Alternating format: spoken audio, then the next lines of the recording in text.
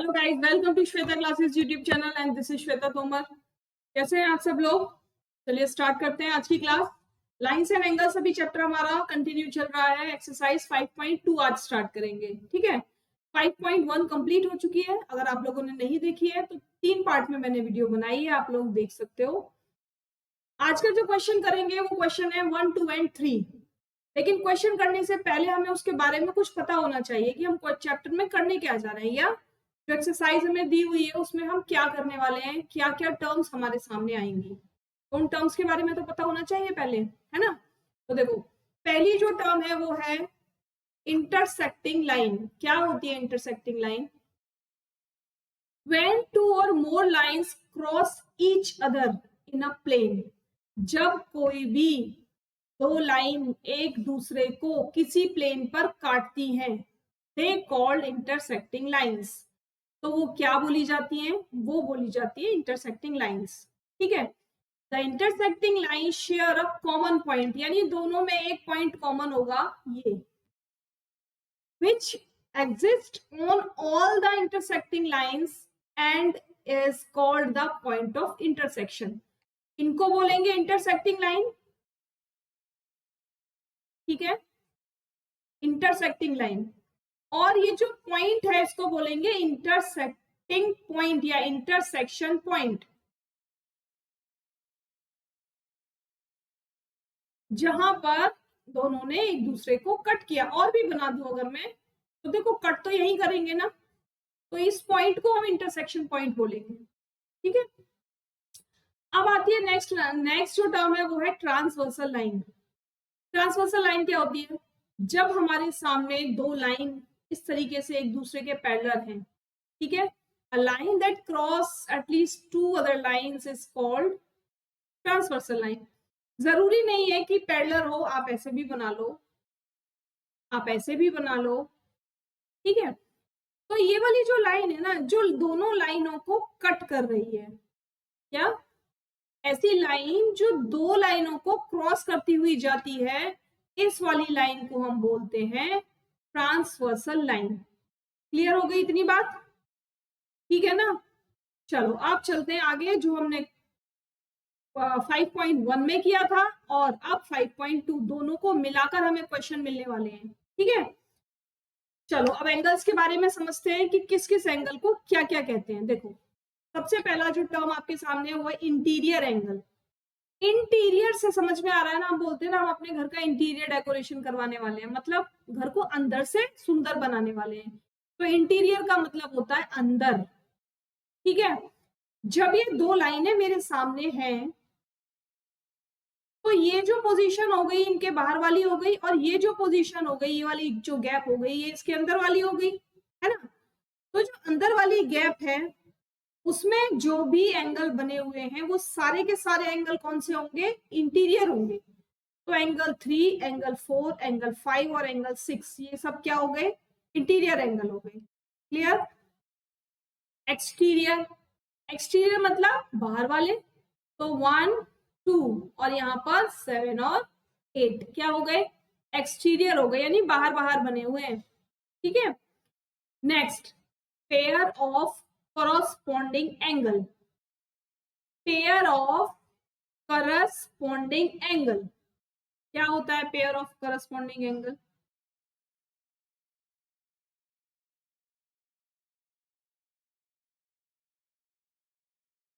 Corresponding angle का मतलब होता है जो ट्रांसवर्सल लाइन है उस पर जो एंगल बने हुए हैं, उन एंगल को, उस पर जो एंगल एक तरफ बने हुए हैं, ठीक है, उनको हम क्या बोलते हैं? करस्पॉन्डिंग एंगल्स बोलते हैं। क्या बोलते हैं उनको? करस्पॉन्डिंग एंगल्स बोलते हैं। यानी 1 का करस्पॉन्डिंग 5 है, 2 का करस्पॉन्डिंग 6 है, और उसके बाद 3 का करस्पॉन्डिंग 7 है, और 4 का करस्पॉन्डिंग 8 है। समझ में आ गई ना करस्पॉन्डिंग? चलो नेक्स्ट चलते हैं। Pair of alternate interior angle, यानी अंदर के हों लेकिन ऑल्टरनेट मतलब उल्टे, अंदर की तरफ के लेकिन उल्टे क्या होगा, ऑल्टरनेट इंटीरियर। 3 का जो ऑल्टरनेट इंटीरियर यानी ट्रांसवर्सल लाइन पर ही होगा ये भी एंगल, लेकिन जब हम पेयर ऑफ करस्पॉन्डिंग की बात कर रहे थे तो वो एक ही तरफ था, और अब हम ऑल्टरनेट इंटीरियर की बात कर रहे हैं तो ट्रांसवर्सल लाइन पर तो होगा लेकिन अपोजिट साइड। ठीक है, अपोजिट साइड यानी एक ऐसे है तो इधर वाला, और इसी लाइन पर इधर वाला एंगल। ठीक है, तो 3 and 6 हो गया, 4 and 5 हो गया, ये 4 इसका हो गया। ठीक है, और उसके बाद 1 and 8 यानी 1 का ऑल्टरनेट कौन सा हो गया 8, और 2 का ऑल्टरनेट हो गया 7। ऑल्टरनेट एंगल का मतलब होगा जितना एंगल पहला वाला है उतना ही एंगल दूसरा भी होगा। ठीक है, या दोनों मिलकर क्या बनाएंगे, दोनों मिलकर नहीं 180 तो नहीं बनाएंगे, क्यों, क्योंकि 2 का जो ऑल्टरनेट एंगल है, एक मिनट, ठीक है, 2 का जो ऑल्टरनेट एंगल है वो 7 है। ठीक है, नेक्स्ट में दिया हुआ है आपका pair of alternate exterior angle. ऊपर वाले इंटीरियर है, नीचे वाले एक्सटीरियर है। इंटीरियर मतलब अंदर अंदर के, तो बताया मैंने आपको 3 and 6 and 4 and 5। एक्सटीरियर तो 1 and 8 और 2 and 7। ठीक है, pair of interior angles on the same side of transversal यानी इंटीरियर एंगल्स जो ट्रांसवर्सल लाइन पर बने हुए हैं। ठीक है, देखते हैं, इंटीरियर एंगल्स जो ट्रांसवर्सल लाइन पर बने हुए हैं और किस साइड, सेम साइड। तो कौन कौन से हो जाएंगे, इंटीरियर भी होने चाहिए, सेम साइड भी होने चाहिए। भाई 3 and 5 इस साइड बने हुए हैं और 4 and 6 इस साइड बने हुए हैं। ठीक है, तो इंटीरियर एंगल कौन से हो गए सेम साइड पर ट्रांसवर्सल लाइन पर, 3 and 5 and 4 and 6। तो ये बातें सारी आपको क्लियर हो गई, क्योंकि इसी से रिलेटेड क्वेश्चन भी आगे आएंगे जिन्हें हम अभी सॉल्व करेंगे। ठीक है, चलो अब चलते हैं क्वेश्चन नंबर 1 की तरफ। State the property that is used in each of the following statement.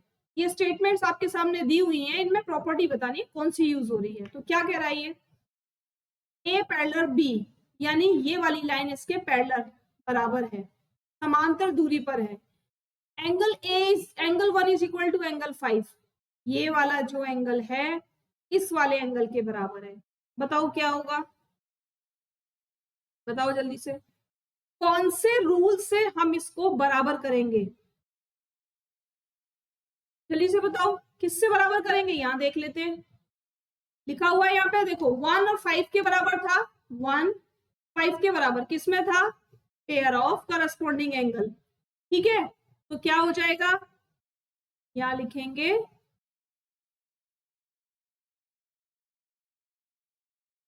Corresponding angle property. ठीक है, कौन सी प्रॉपर्टी लगी इसमें, करस्पॉन्डिंग एंगल प्रॉपर्टी, कि एक ट्रांसवर्सल लाइन पर एक ही तरफ बने हुए हैं, अंदर बाहर से कोई मतलब नहीं है, लेकिन ट्रांसवर्सल लाइन पर एक ही तरफ बने हुए हैं। ये जो ट्रांसवर्सल लाइन पर एक ही तरफ बने हुए ना, करस्पॉन्डिंग एंगल की ये खासियत होती है कि जितने डिग्री ये वाला होगा उतने ही डिग्री ये वाला होगा। अगर ये 95 है तो ये भी 95 होगा। ठीक है, next, if angle 4 is equal to angle 6 then A parallel B। अगर एंगल 4 एंगल 6 के बराबर है तब जो A है वो B के पैरेलल है। भाई देखो, इसको क्लियर करें पहले,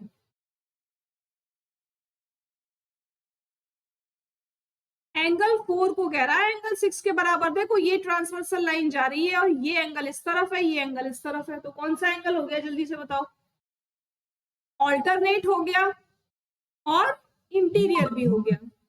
ठीक है ना, ऑल्टरनेट भी हो गया और इंटीरियर भी हो गया, तो हम क्या बोलेंगे, alternate interior angle.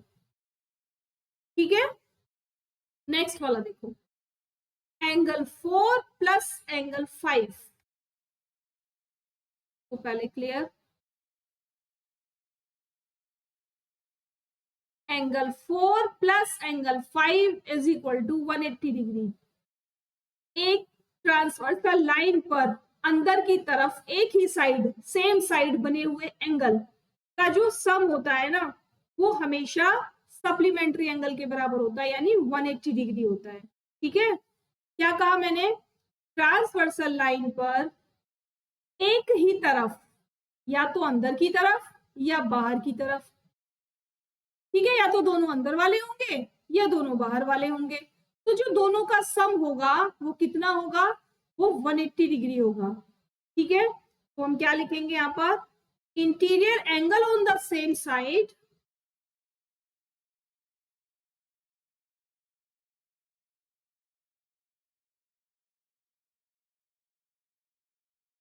interior angle on the same side of transversal line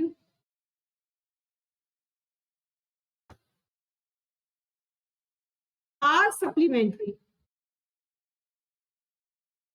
समझ में आ गई बात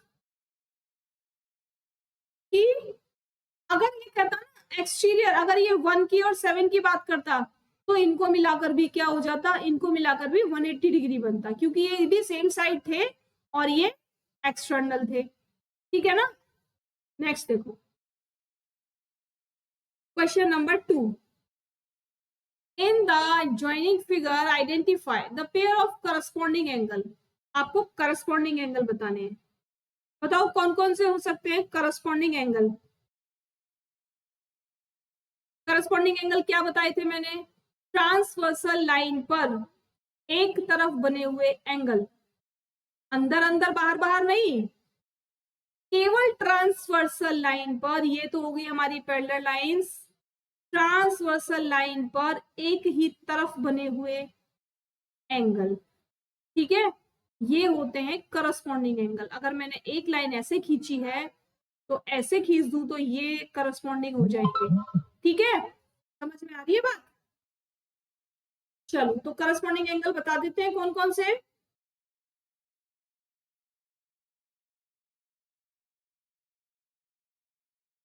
कौन कौन से होंगे बताओ। एंगल 1 करस्पॉन्डिंग होगा एंगल 5 से। ठीक है, यानी ये वाला एंगल इसका करस्पॉन्डिंग है। एंगल 4 करस्पॉन्डिंग होगा एंगल 8 का। ठीक है, एंगल 2 करस्पॉन्डिंग होगा एंगल 6 का, और एंगल 3 करस्पॉन्डिंग होगा एंगल 7 का। मिल गए ना सारे करस्पॉन्डिंग एंगल्स। नेक्स्ट देखो, the pair of alternate interior angles, pair of alternate हो और इंटीरियर भी हो, तो कौन कौन से हो जाएंगे, 3 और 5, 2 एंड 8। ठीक है, 3 एंड 5, 2 एंड 8, तो लिखेंगे एंगल 2, एंगल 5, नहीं एंगल 3 एंड 5, और इधर कौन सा हो जाएगा, 2 एंड 8, एंगल 2 एंड एंगल 8, आपस में क्या हो गए, ऑल्टरनेट इंटीरियर एंगल हो गए। ठीक है, नेक्स्ट देखो, द पेयर ऑफ, अच्छा हम ये करस्पॉन्डिंग इंटीरियर ये क्यों निकाल रहे हैं वर्टिकली अपोजिट, ये हम इसीलिए निकाल रहे हैं कि जितनी वैल्यू एंगल 3 की है उतनी वैल्यू एंगल 5 की है, अगर वो अल्टरनेट इंटीरियर है, जितनी वैल्यू एंगल 1 की है उतनी वैल्यू एंगल 5 की है, दोनों मिलकर 180 डिग्री बनाएंगे करस्पॉन्डिंग एंगल में। ठीक है, और नहीं, जितनी वैल्यू 1 की है उतनी वैल्यू 5 की है। ठीक है, नेक्स्ट देखो,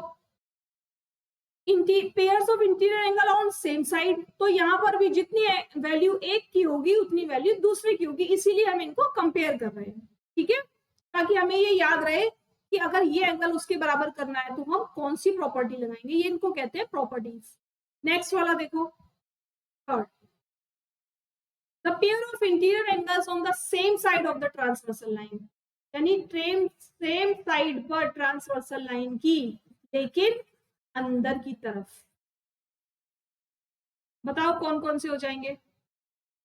अंदर की तरफ सेम साइड पर 2 and 5, ठीक है, एंगल 5, एंगल 2, और 3 and 8, angle 3 and angle 8। Clear? अब आता है वर्टिकली अपोजिट एंगल। तो देखो जब भी इस तरीके से एंगल बनेंगे तो ये इसका वर्टिकल, ये इसका वर्टिकल, ये इसका वर्टिकल, ये इसका वर्टिकल, है ना? इतने सारे वर्टिकली अपोजिट एंगल बनेंगे, चारों एक दूसरे के वर्टिकली। चलो देख लेते हैं। Angle 1 vertically opposite angle 3, angle 4 vertically opposite angle 2, ठीक है, एंगल 5 वर्टिकली अपोजिट एंगल 7, और angle 8 vertically opposite angle 6। Clear? ये वर्टिकली अपोजिट एंगल्स हो गए, ठीक है ना? चलो नेक्स्ट देखते हैं। अगर वीडियो पसंद आ रही है तो फटाफट से सब लोग लाइक शेयर सब्सक्राइब कर लेंगे। ये आपके टेलीग्राम चैनल का लिंक है, यहाँ भी आप मुझे ज्वाइन करके अपनी क्वेरीज को पूछ सकते हैं, ठीक है? ये मेरा लोगो है जो फेसबुक पर भी है सेम, टेलीग्राम पर भी आपको यही लोगो मिलेगा और यूट्यूब पर भी आपको यही लोगो मिलेगा। अगर आपको पसंद आ रही है क्लासेस तो फटाफट से जाकर श्वेता क्लासेस डालकर लोगो सर्च कीजिए और वहां से सब्सक्राइब कर लीजिए। आपकी जो क्लास का टाइम है वो 1:30 PM का है, यानी 1:30 PM पर मैं डेली एक क्लास अपलोड करती हूँ आप लोगों के लिए, जिसे आप दिन में किसी भी टाइम देख सकते हो, ठीक है? चलो, in the adjoining figure P parallel Q, यानी ये वाली लाइन इसके पैरेलल है। फाइंड द अननोन एंगल, जो एंगल नहीं दे रखे वो बताने हैं, ठीक है? देखो बताने के बहुत सारे तरीके हैं। क्या कर सकते हैं हम? अगर मैं इसको स्ट्रेट मान लूं तो ये क्या हो गया, और ये एक कॉमन वर्टेक्स होगी, तो ये वाला एंगल इसका क्या हो गया, लीनियर पेयर हो गया। और लीनियर पेयर का जो सम होता है वो क्या होता है, 180 होता है। एक एंगल दिया हुआ है, दूसरा निकाल लो, निकाल लेंगे, ठीक है? ऐसे ही निकालते हैं। चलो, वी नो दैट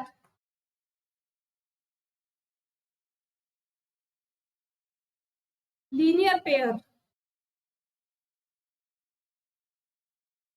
इज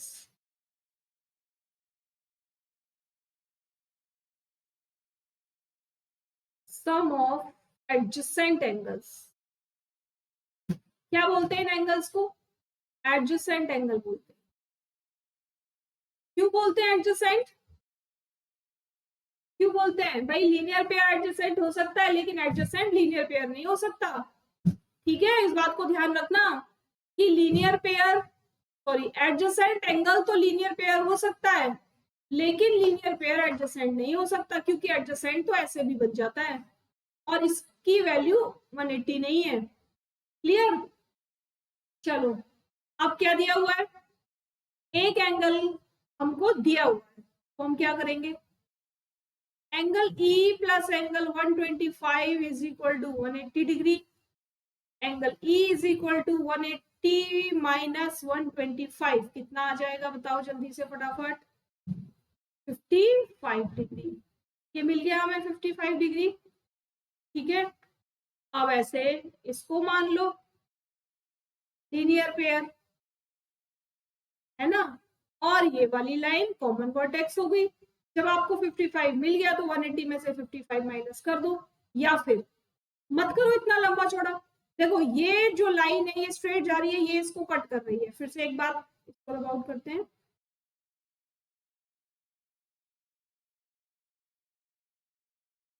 ये एक लाइन है और ये इसको इंटरसेक्ट कर रही है लाइन।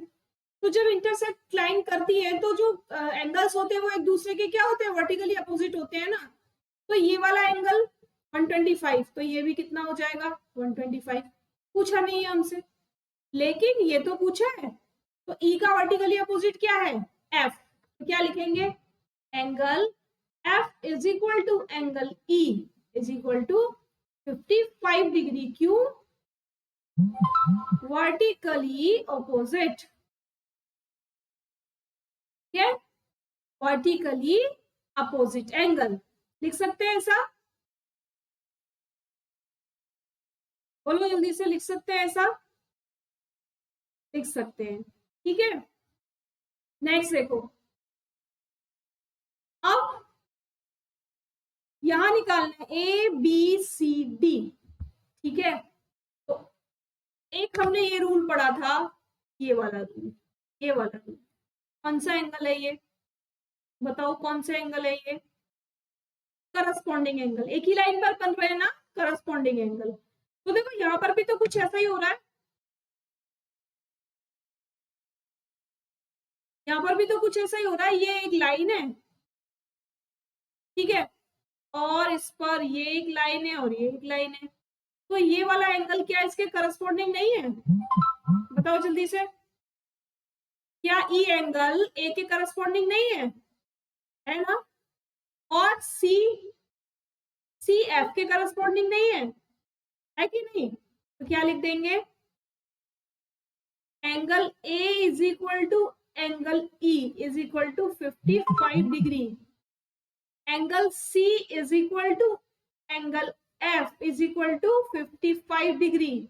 अब क्यों हो जाएंगे कोरस्पॉन्डिंग, कोरस्पॉन्डिंग एंगल। ठीक है, तो इसको लिखते हैं 55, इसको भी लिख देते हैं 55।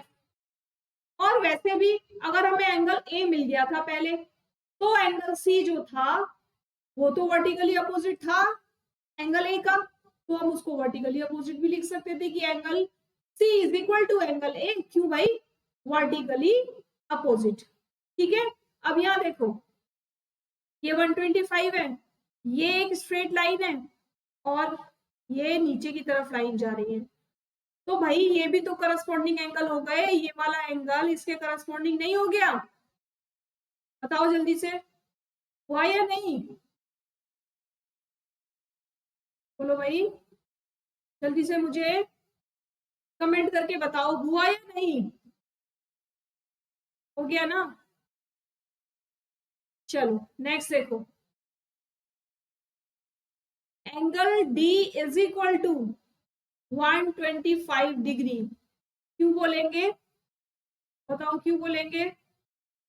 और एंगल जो डी है वो एंगल बी के बराबर हो जाएगा, यानी बी को तो अभी हम करेंगे बराबर, अभी हम करेंगे बराबर। क्यों हो जाएगा, कॉरस्पॉन्डिंग एंगल।